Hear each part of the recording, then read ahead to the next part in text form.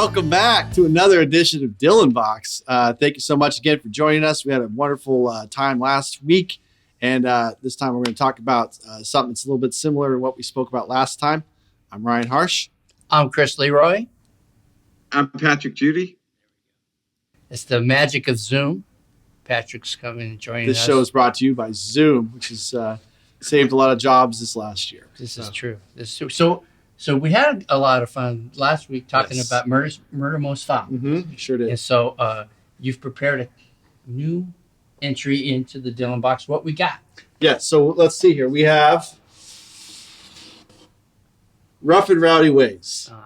And it could be by anybody, really, because Dylan's name is not on this. It's on the spine, but, it's not on the front. So it could be a Dangerous album. Right. Yeah, right. It could be something completely different. Residuals stand up there. for that. Rough and Rowdy Ways, set up initially from Murder Most Foul as a single that comes out in that March before this comes out in August. Mm-hmm. Yes, yeah. Okay. Yeah, late summer, right? Okay. Mid to late summer. And so what gets advertised then is that Dylan was going to be turning out a double album. Mm-hmm. And so whereas we didn't know about Murder Most Foul, there was no announcement about that. We were kind of knew that there were some things that there was an album coming, and then some singles started popping. I believe he had 2 singles, right, before this even dropped. Mm-hmm. So, of course, Murder Most Foul, but then I Contain Multitudes. And False Prophet. Right. Yeah. So really very unusual to have 3 things off an album before it comes out for Dylan in this case. There we go. False Prophet. I don't know if you look at it's in the background, you see a shadow of someone on a rope. I don't know if that's supposed to symbolize anybody. Ooh. If you look at the hair. Wow. But very, very interesting. This is kind of a cool. Someone was sneaking a little political. Right. Thing. Maybe. I don't know. Far be it from us. It's not a political podcast by any means, but nope. Hey. However, look at that picture. It is interesting. Yeah. Yeah. Compelling evidence. So this album comes out. Well, let's talk a little about the singles. We know a little bit about Murder Most Foul, but when you first heard "I Contain Multitudes," right? Boy, you have a little bit of everything. Right. Jazzed up the LP release. I know that when we had talked a little bit right before we started, Patrick, you were sharing that you saw some similarities between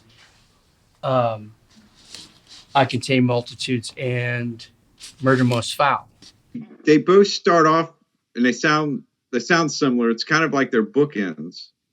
I kind of feel like the entire album could be autobiographical in the way that I Contain Multitudes. I've done this, I've done that, I've sung this way, because he's done so many different styles of music throughout his career. And I almost feel like maybe he did it in reverse order, because Murder Most Foul takes place back during the Kennedy assassination. At least it starts out that way. So it's almost like a reverse. Maybe it's like a rebirth. That's an interesting idea that these are these bookends, and the modern Dylan is right at the front, because I never quite thought about that. But his Containing Multitudes is that he's contained all these different versions of himself. Right. He's been this, he's been that, and now he has there's a little bit of pride in that song in a way. Sure. I mean, because it is, without saying it, we know he contains multitudes because he's worn so many hats. If you watch the movie, what is it? I'm Not There. Oh, okay. Right. That kind of just, that in itself just shows you all these kind of different personas that Dylan can inhabit and has inhabited. So, yeah, it is a little boastful. Mm-hmm. This is like I'm but it's like it's almost like sense of pride in his age, and he's like, I've been through it and I've seen all these things, and this is what I inhabit. Mm-hmm.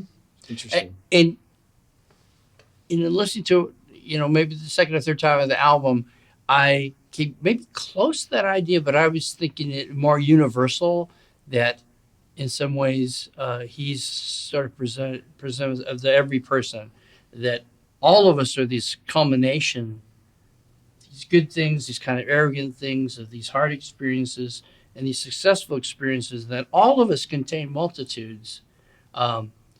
but a lot of times it's hard for us. He created a song that kind of makes us stop and think about that. Sure. Who, who are we? Well, we're never just the thing at that moment. We're never just ourselves in that spot in time. We're really many things, and we're building off of these pieces of ourselves. And it just speaks to the complexity of what a human being really is. Yeah. And an interesting way to start off an album, because again, it's kind of formless, and that's why I really kind of agree with your idea that there's these bookends. So he starts the album a little bit like the album will finish. If you're thinking Murder Most Foul is part 2 of the album, in this sort of formless thing, and who is this person who's emerging at the front of this album? It's Dylan, who is all these Dylans, who's been multiple Dylans, and it was like interviews with him early on. I mean, and he's done this forever. He just lie about, I came from a circus. So my parents were, I lived out in New Mexico for a while. You did not. Yeah. You've been a Minnesota boy. Right, yeah. Life. Every place except the state he was from. And so this notion of that kind of pulling your leg and I'm this mystical person was in his DNA. Right. And so I think it even washes all the way up into this song to say, I'm all these different people, and I'm none of those people. I'm really someone underneath. I'm also a prankster and total prankster. Well, I'm sure this is show to happen is Scorsese film, the Rolling Thunder review. Rolling Thunder review, which would be a fun thing to discuss. Is that there's a few facts in there, and then there's a lot of things that they just throw together just to mess with you, and. I thought it was real when I first saw it. It's a quick tangent. I was like, oh yeah, like the thing with the politician and Sharon Stone and all this, and it turns out a lot of it's just it's fabricated. And Sharon Stone would have to have been about 99, right? Yes. or 4 years old when that happened, right? But I think it goes back to the thing you're saying, Patrick, because the album starts with this emergence of this person and this formless music. And then it proceeds. So, was that one of the first songs, Patrick, that hit you when you first got into it, or was there a song that jumped out to you early on from the album? I think that one really jumped out at me. I mean, after Murder Most Foul, because that was the one I heard first, but Multitudes was the next one I heard, and it really grabbed me when I heard it. And the thing I was talking about the rebirth is, I know in the song Mother of Muses, he mentioned something about I've outlived my life or something to that effect, or I've outlasted mine. So he's really kind of marveling at his own reflection. Yeah, his ability just to stay in the game. And it is one of the interesting things about rock and roll music initially, is that it was really only the blues players that got old in front of us, and it was okay. You could be an old blues guy. You would have distinction. You would have this wisdom, and so if you went and saw B.B. King, he's still playing that riff, but it's the greatest blues inflection that you're ever going to hear. Influenced multitudes, but our rock and roll guys, a lot of them didn't last that long, or didn't make it past the rock and roll era, even into the 60s. And a guy is, great god of music, Chuck Berry. You don't have Chuck Berry's Murder Most Foul, single coming out, or he could only sustain it for so long, and he's this incredible talent, right? And all these things are built off his foundation. But a guy like Dylan, this is our first experience, and maybe last experience, with someone who's going to outlast himself. Right. And that he was, instead of just being a parody of Bob Dylan, sort of there was a rebirth for him. I don't know how many albums back, to where he really kind of caught that creative juice again, and has been running with it ever since. And his whole career's been like that, kind of an up and down. We'll have some albums that are so-so, and then we talked about like "Oh Mercy," where he's swelled back up again, and then he kind of went down. But a lot of peaks and valleys.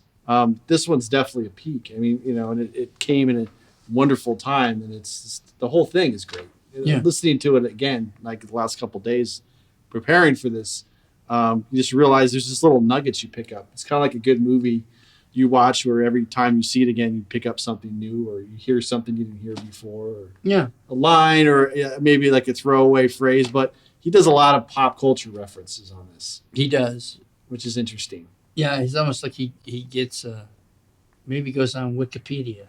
He brings up like Indiana Jones at one point. And like, what does that have to do with it? He said, I'm a Pacino. Yeah. He said, Scarface, Pacino. It's just a lot of.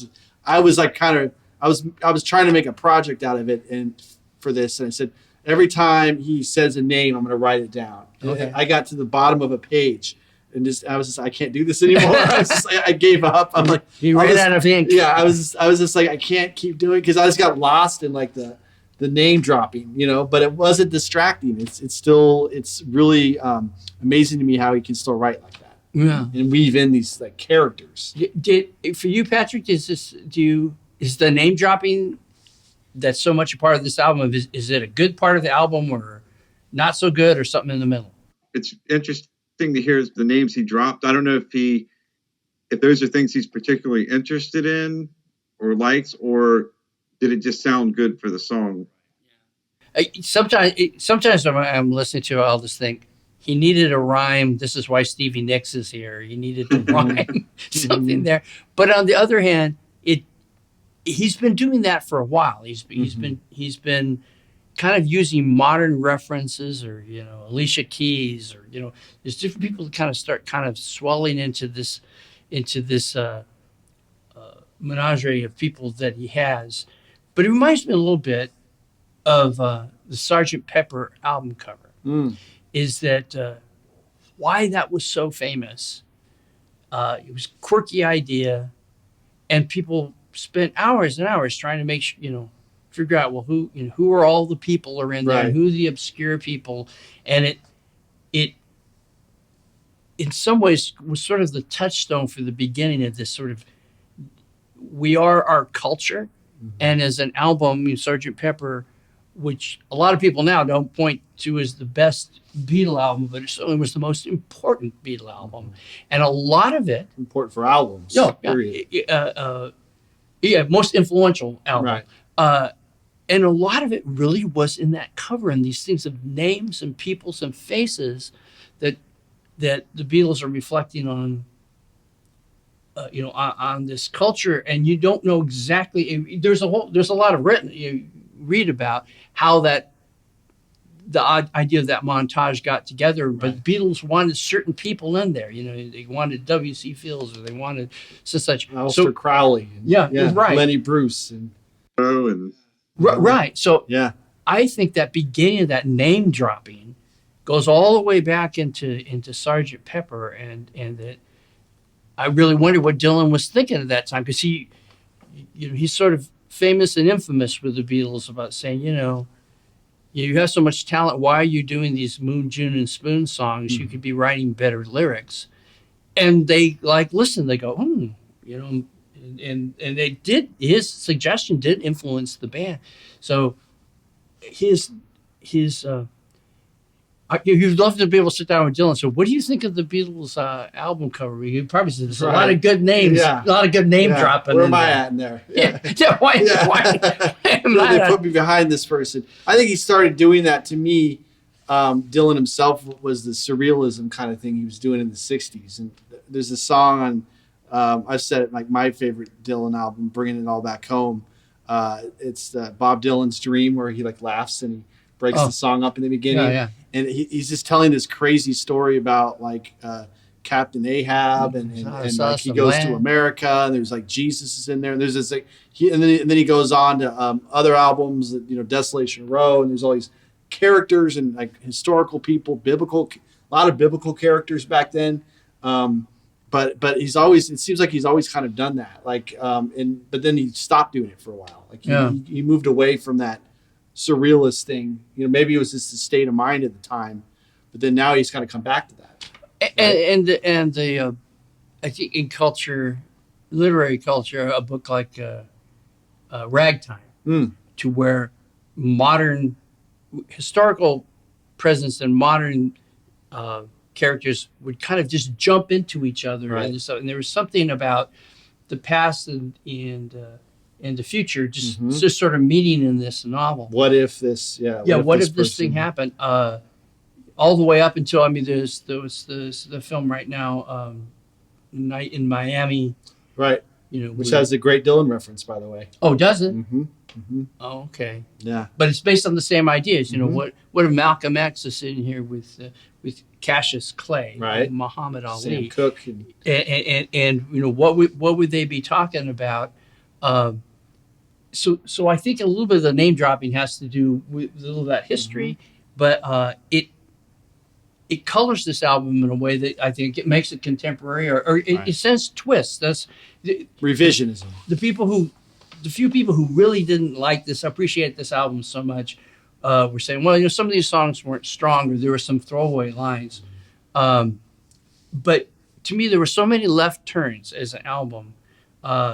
It jumped from different styles. He has kind of this more body, you know, rowdy way, right? And then he would undercut it with a song like maybe my favorite song is I Made Up My Mind to Give Myself to You, and it is just almost surreal. And I'm reading about Greil Marcus again. I remember he didn't like that song so much, but I do, and I just like the motion, the placidness of it, the backing vocals, and something that he's learned over these 1 million Frank Sinatra cover albums is this phrasing that now he enhanced. Now it came into him, and he sings that song like Frank Sinatra would have sing it a little bit behind the chord, crooner a little bit. Yeah, sing at the end of the line and bring it into the next spot is something that he developed as an appreciation for all these standards that he covered over time. There's your dog. He's just like Frank Sinatra. He's going in at the end of my line. What's our dog's name? Look at Rocky. Nice. Rocky. Rocky. They're talking to you. Yeah, Rocky. We have a guest star on the show. Rocky. What do you think of this song, Rocky?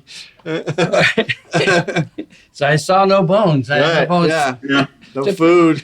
Forget it. Yep, we're out of here. So that song was, again, one of these left-hand turns that he had, you know, something like, False Prophet that, you know, was definitely a riff song and he tells a story. But then this very serene, open, kind of love song, but it's almost seems to move into a Christian era piece where he's given himself up to a person or to a higher being, and it's the way he handles it is clever. How he sings it is precise. His voice overall in this album he's almost kind of a rejuvenated voice.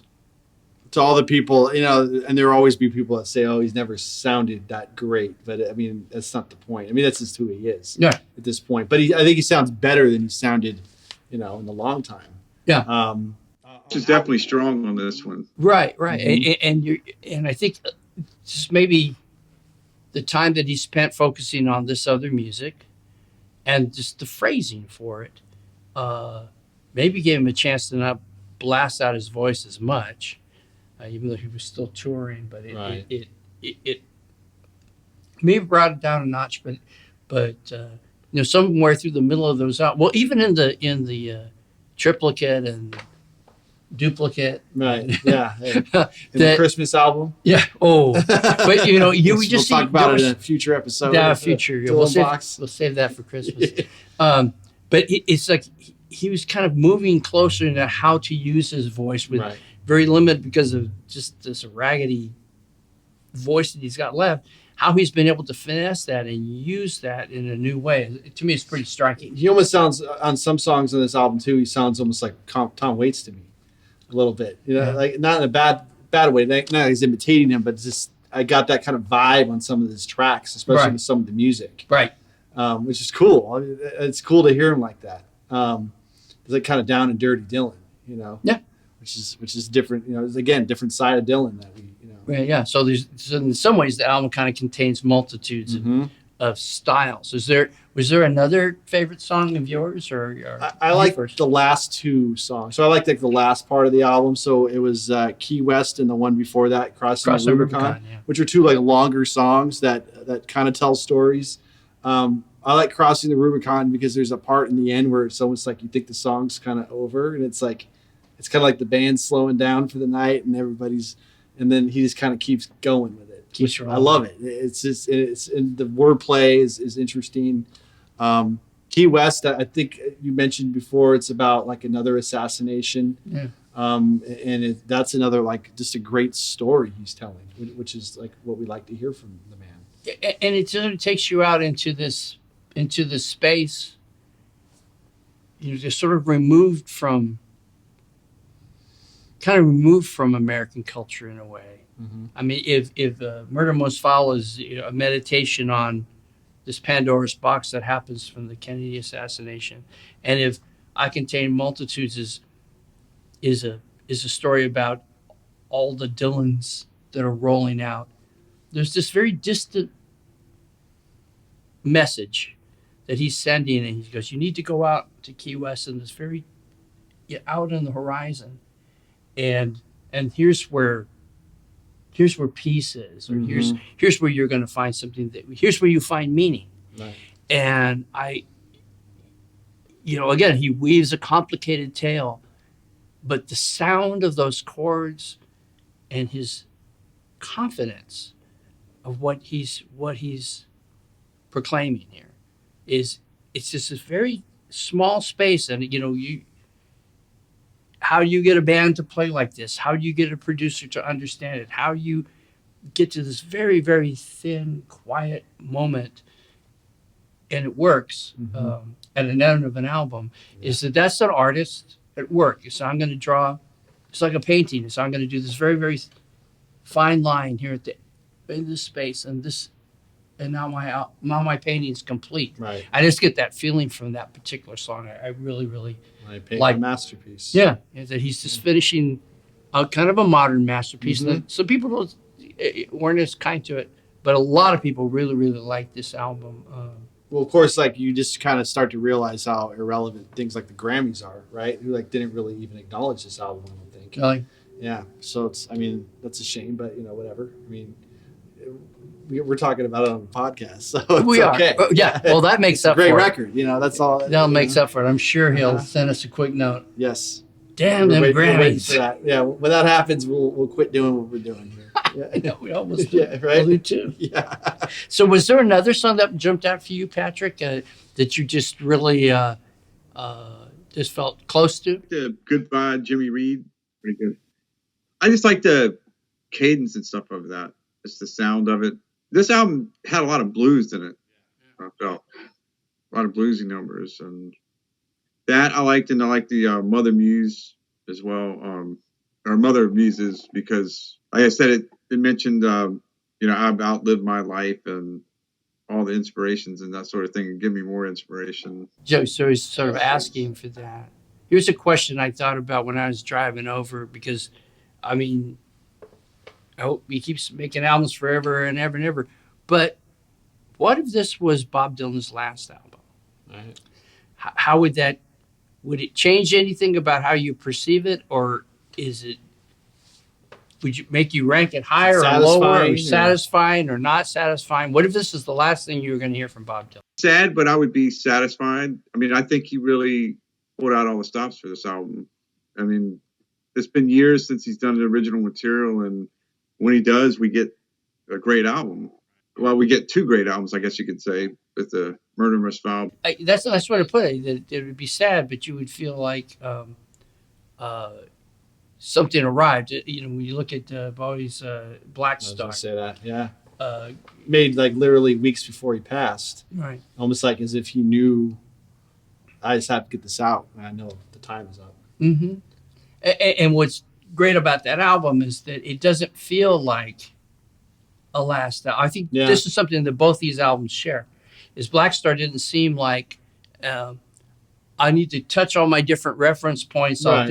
I'll do the disco Bowie. I'll do the glam. I'll do this. I'll do this.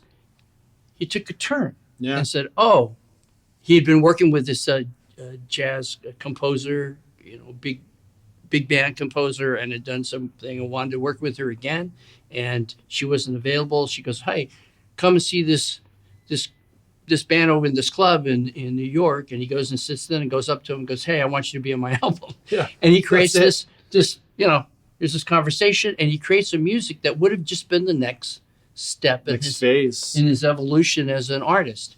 That's what I really like about this album. It's not forward progression, you know. With Bowie, like, it's just, in retrospect now, it's like he did this and then like weeks later he passed on. It's like he could have kept going because it's just another turn in his career. I mean, it's like another artist who's had so many phases like this one, right? And so many, not all of them satisfying, right? I mean, Bowie he's had his Dylan of the Dead kind of, we can compare, a lot of those. Yeah. But yeah, I mean, this is great because it's like, I wouldn't want it to end like this, honestly, because you just want more. You want to hear where are you going with this.